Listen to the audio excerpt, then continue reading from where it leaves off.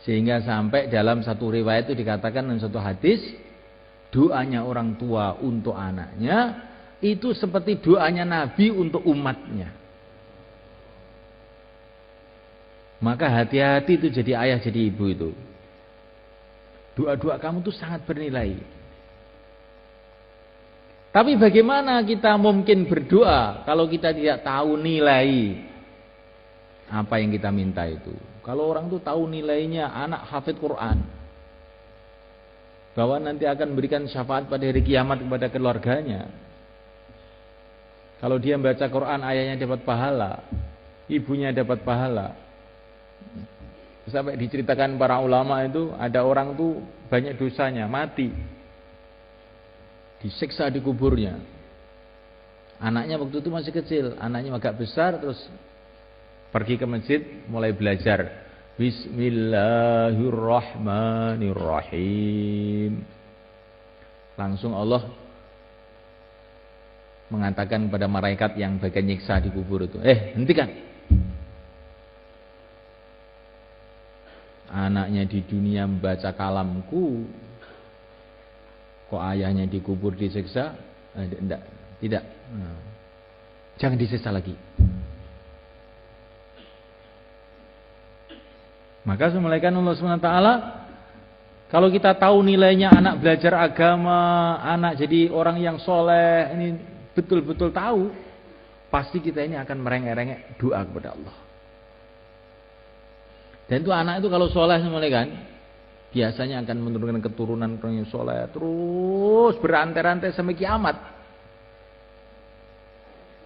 Kalau tidak keturunannya, ya ilmunya akan berantai-rantai, bersambung-sambung, manfaatnya sampai kiamat, dan kita dapat pahalanya terus.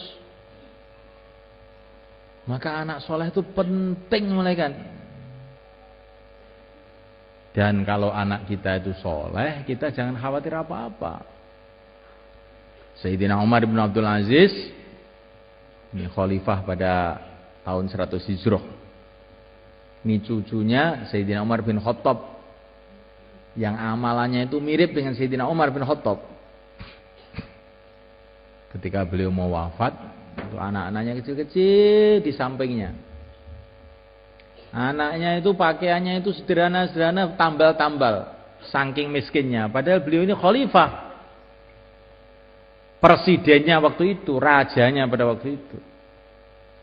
Sehingga family-familinya itu datang kepada Sayyidina Umar. Ya Amirul Mukminin, ini anak-anak kamu kayak begini ini. Ini saya punya harta halal 100%. Saya berikan kepada kamu. Saya tidak perlu harta, sudah mau mati untuk apa harta? Kalau engkau tidak mau, kau kasihkan anak-anak kamu. Tidak perlu anak-anak saya harta.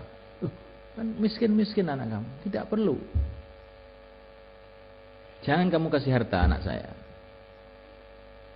Anak saya ini, kamu tahu ya, anak saya ini, kalau dia soleh, sudah dijamin oleh Allah. Wallahu yatawallas shalihin. Allah akan memelihara, menjaga orang-orang soleh. Kalau sudah dipelihara oleh Allah, dijaga oleh Allah, untuk apa saya risau? Untuk apa saya kasih bekal? Allah sudah jamin.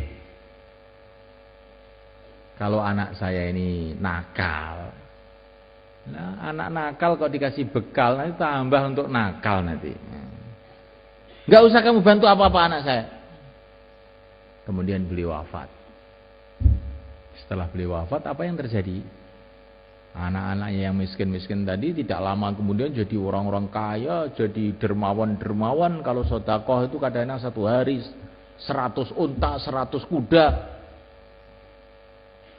Ini barokahnya amalan orang tuanya. Dan husnuzonnya orang tuanya kepada Allah.